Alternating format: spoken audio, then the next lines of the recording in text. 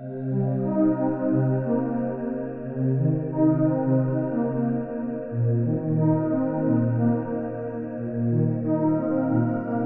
Entity of Love and Kindness. A Morning Glory and 2C-I trip report by Hanny. Uploaded to earwid.org December 25th, 2013. I'd been experimenting with psychedelics for about a year when I made the decision to ingest Ipomoea tricolor seeds. Previous to my trip, I'd had a moderate level of experience with these type of drugs, and I had, after a period of research, developed an interest in trying morning glories. I collected up a large handful of pods off of a large heavenly blue vine I found growing on a fence in my neighbourhood. I discovered, after separating the seeds from the plant material, that I had collected a total of 160 seeds. I resolved to eat 100 of them the following weekend on a day I had the house to myself. It was an unusually warm autumn Friday, upon which I awakened early to prepare for my trip. I cleaned my house, ate a small breakfast, and packed a meal in a backpack, for I decided that, if I felt well, I would go on a bike ride for the first part of my voyage. It was at 10 AM that I put 100 seeds in my mouth and chewed them thoroughly. Now, I had considered that the absorption of the LSA would probably be more rapid if I had held the seed paste in my mouth for as long as possible. It was difficult, however, to force myself to keep the goo in my mouth. The paste had a decidedly unpleasant flavour that for the first few minutes had a vague tingly sensation to it. I've read others describe the taste as a combination of spinach and perfume. This is as accurately as I could describe it. Managed to keep it in my mouth for about 10 minutes before I swallowed it with sips of water. Waited a while before embarking on my bike ride. I'd read before that nausea was a common side effect of morning glories, so I decided it would be best if I stayed within the safety of my home to ensure I felt well before leaving. My stomach felt mildly unsettled for the first 45 minutes, but after that point, I could notice no unpleasant body load. It was approaching 11 AM as I began to realise the effects would not be as strong as I might have hoped. I chewed another 50 seeds and waited a further hour to be sure before leaving on my bike ride. Before departing, I noted some mild visual changes. For a moment, a very slight pattern assembled itself upon my ceiling, but still no remarkable effects yet. At 12:10 PM, I stopped for a moment at a park along the bike path. At this point, I noticed that my capacity for introspection and critical thought had increased, as I casually turned over in my head a conflict I had with a friend recently. While sitting upon a swing, I opened my wallet to check for money, and I found a 10mg dose of 2C-I, left over from a period when I sold it. It was nestled in one of its pockets that I'd forgotten about. After some careful consideration, I would be alone this day, and I was certain I would be able to handle eating this dose. I took the 2C-I. This was at about 12:15 PM now. For the majority of my 2-hour bike ride, the effects of the drugs remained subtle. I felt a mental clarity and noted a very slight intensification of colours. It was on my way home, the time approaching about 1:30 PM at this point, that I felt the first rise in my trip. While I've been riding my bike at a relatively lazy pace along the path, my speed now decreased further.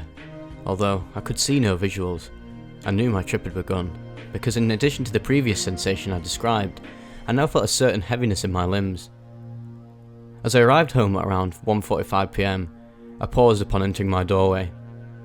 I immediately noticed that some patterns were beginning to manifest themselves upon different surfaces within my home. I drank a glass of water and went upstairs to take a shower, as I was quite sweaty after my jaunt. The patterns I was seeing, I thought, I could attribute to the 2C-I. I had a fair amount of experience with that chemical, and I had learnt to recognise the distinct visuals it produced. However, I noticed in the shower some interesting hue shifts. The light filtering through the shower curtain would suddenly look redder than it had before, then greener, and so on. Within 15 minutes, I was out of the shower, dried off, and reclined on my bed. Over the course of several years, I've decorated my room with various paintings and drawings I've created. Now, I enjoyed looking at them as my visuals became further pronounced. Colours looked like light was glinting off of them. I could determine several different hues when ordinarily there would be one. Different shades of white on a wall, for example. Parts of some pictures seemed to grow larger and phase into others, an effect that, again, seemed like the 2C-I. Patterns shifted and spread across my walls and ceiling. One thing I did notice at this phase was the prominence of colour stains. Anyone who has looked at the sun can attest that a spot will stay in their vision. Similarly, looking at an intense hue would stain my field of view. However, I found it somewhat cumbersome that any particularly rich colour would affect my sight for several seconds. It was now about 2:15 PM. I noticed that I felt quite weak. I'm hypoglycemic, so staying fed regularly is important, especially during a trip. It took a fair bit of self-control to stay on the task of making myself food, in spite of my hunger. I was excited to partake in the activities I'd set up for myself. I realised, while waiting for my food to microwave, that I was experiencing extreme time dilation. After eating my lunch, my appetite was slightly decreased, I noted.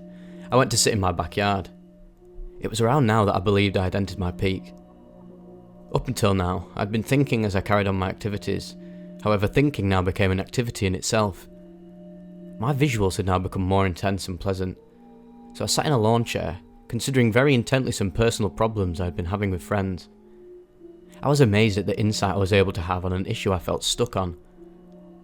After a few minutes of this, I decided to go indoors to do some meditation.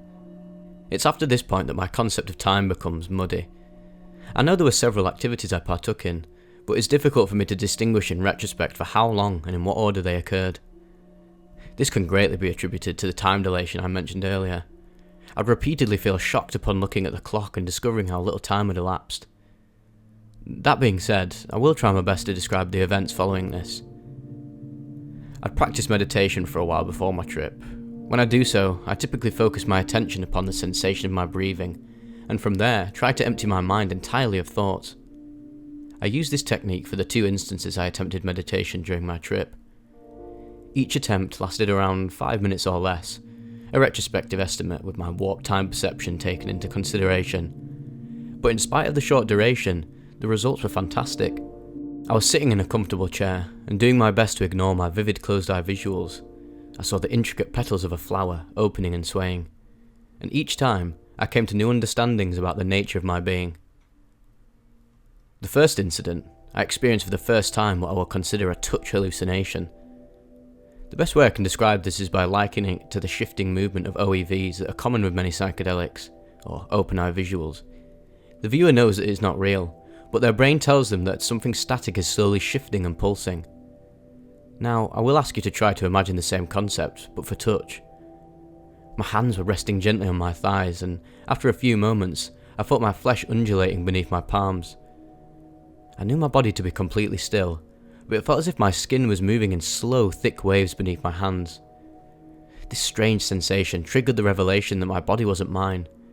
My entire being was an intangible consciousness that resided in my head, and it was merely the puppet master of this form that had been lent to me by some cosmic chance. I opened my eyes, and the room bloomed out before me. Objects had now gained a rainbow-like aura around themselves. I took a few moments to consider what I had learnt. Throughout the whole trip, I'd felt very content and whole. The euphoria I felt was deep and emanated from something greater than just immediate pleasure. I felt the love of the universe. The love I felt was so strong that I even experienced legitimate companionship in my various houseplants. But now, I realised that I was an entity made of love and kindness.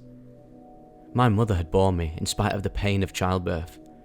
I was clothed and nurtured as a helpless infant, and countless plants and animals died so my body could develop.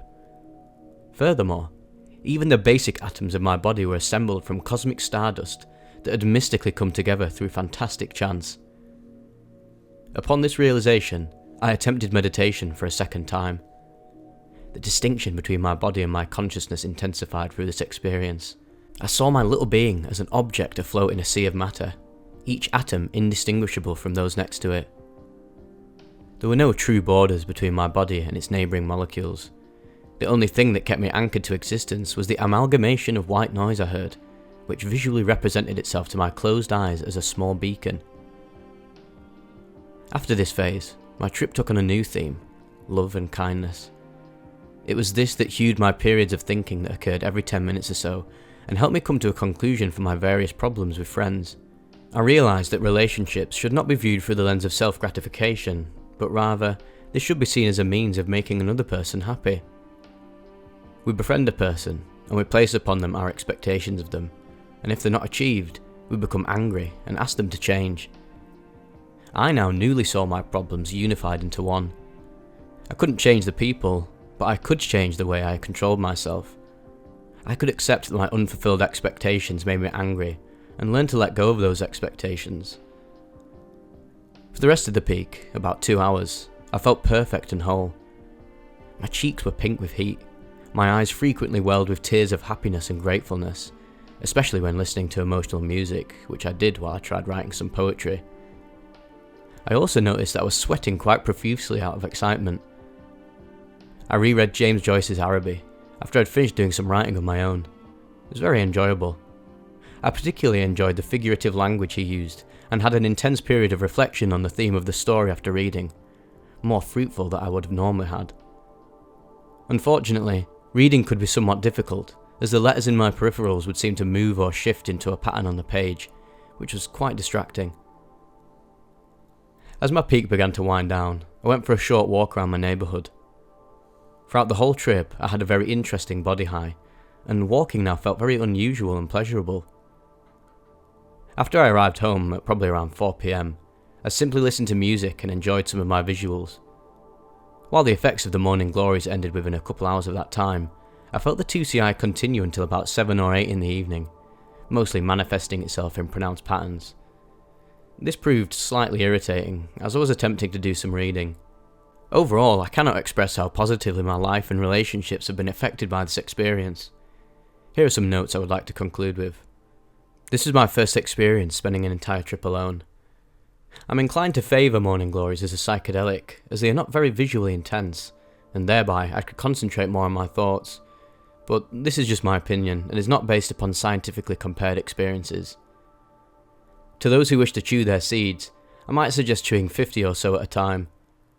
My mouth was completely filled with the pace of those 100 seeds, and in retrospect, I might have considered taking my dose in 2 mouthfuls to reduce its unpleasantness. Thank you so much for reading, and may you too feel the love.